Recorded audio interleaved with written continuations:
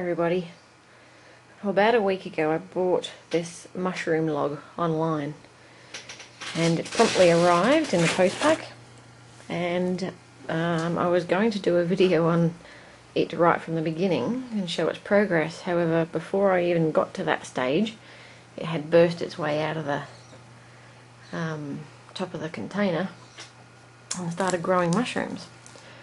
So I'm about to harvest them. It's been a week. It says after 5 to 6 days from when they start to grow, it's time to harvest. Kittens everywhere.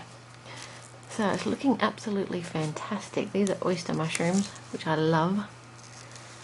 And we're going to harvest them, and I'm going to eat them probably tonight for tea.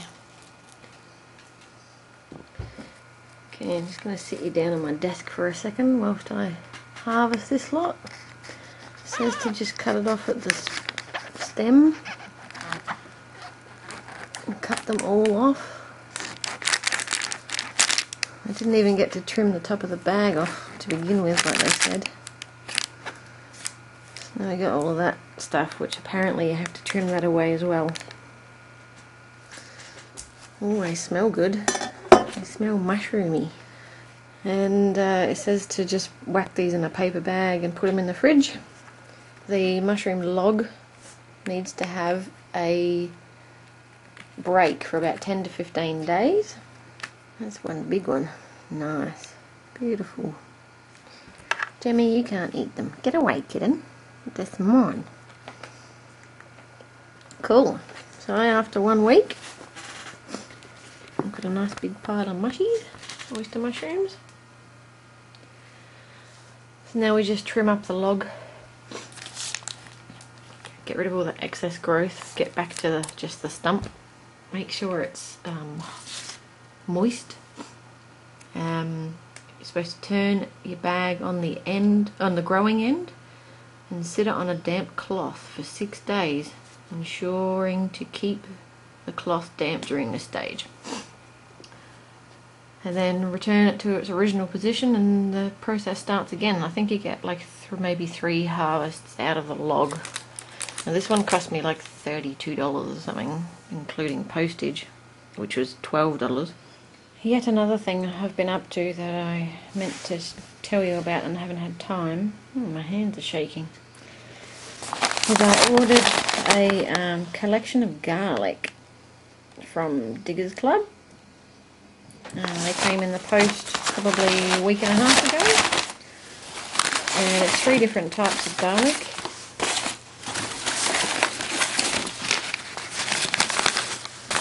So garlic Melbourne Market. Huge heads, produce plenty of good sized, well flavoured cloves, soft neck. Early white, earliest white available, high yielding soft neck. Flowerless with cream skin. And Australian white, produces medium sized head with a sweet flavour, milder than other varieties, soft neck. Now I am quite late in planting these, so I really got to get out there this morning and put them in. So I'm just going to stick them in between some other bits and pieces I've got out there in the garden, outside in the beds, not in the greenhouse. And everyone knows how to plant garlic. So I've got heaps of garlic to plant. Off we go and do it. Alright, we're out here in the patch next to the peas. That's got the cabbage, cauliflower, broccoli, kohlrabi mix in it. So all we're doing is I've done a row right along the edge, and now I'm doing a row in between these. So just scrape away the straw. This is very, very soft soil. I've just dug it over and added some good bits into it. So I can easily push them in. There we go. Oh, shush dog. Some of these are only little. Some of them are flat.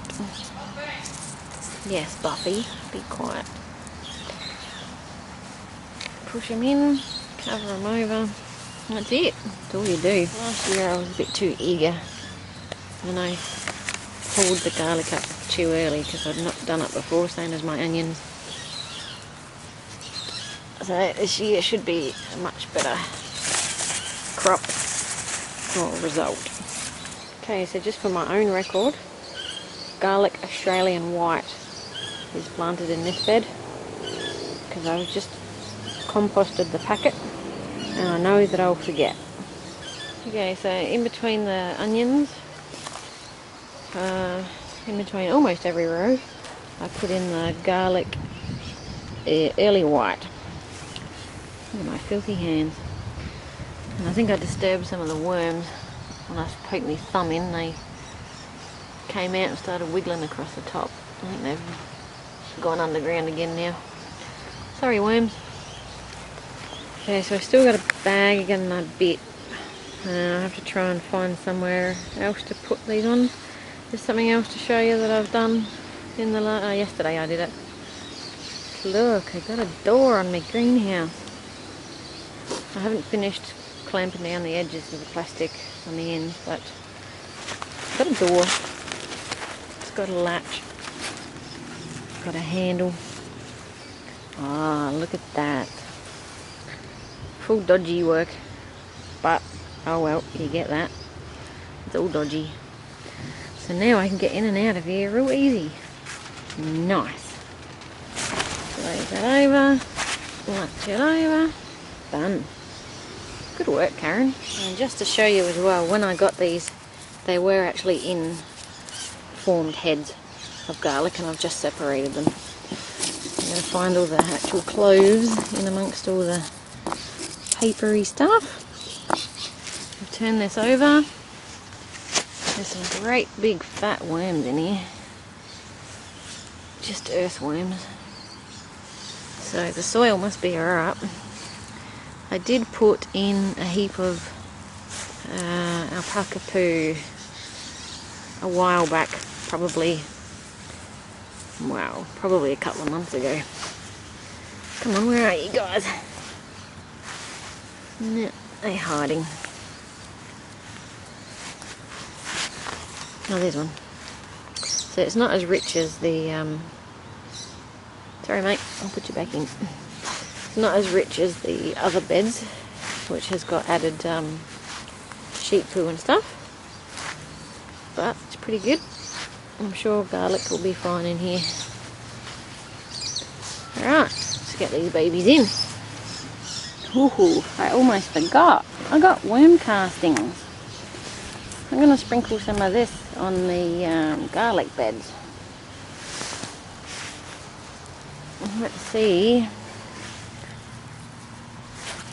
if it helps make a difference.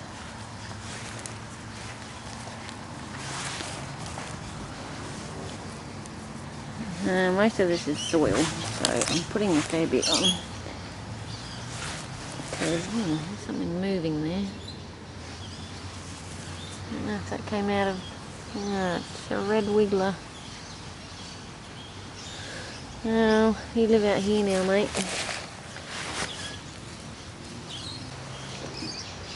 Very happy little garlic. Garlic. One other thing that I forgot to mention is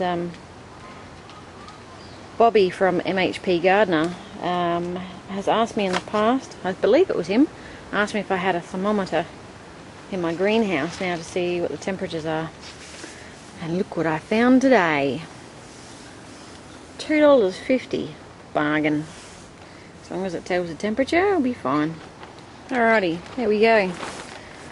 So we're going out. Oh, it's my birthday today. Happy birthday to me. So we're going out for lunch and I'll come back and check it out when we come back. Now I can't see the red line. Where is it? And we'll see what it's up to. Okay, back from lunch with a big fat belly. It was a nice winter's day when I left. It's now raining. And the temperature gauge says pretty much bang on 15 degrees. Or 60, is that 60 Fahrenheit? So, it's not real warm in here today. We haven't had enough sunlight. And now it's overcast. But it's still cozier than it is outside anyway. Bobby also asked, MHP Gardener asked about these plastic seals and how they're going. Perfect. Still sealed. You can see a few spots here where obviously I haven't ironed it properly. I've missed a little bit, but that's as far as it's going. It can't go down anymore. Perfect. The plastic itself is kind of forming shape over the rail hoops. I do need to tighten it up, and I do need to re-roll this the other way so that the water's not collecting in there on the wood. It's only scrap wood anyway, but yes, it's doing okay. And how good is it having a door to get into your greenhouse? It makes life so much easier and you don't get wet. Cool. I'll catch you on the return.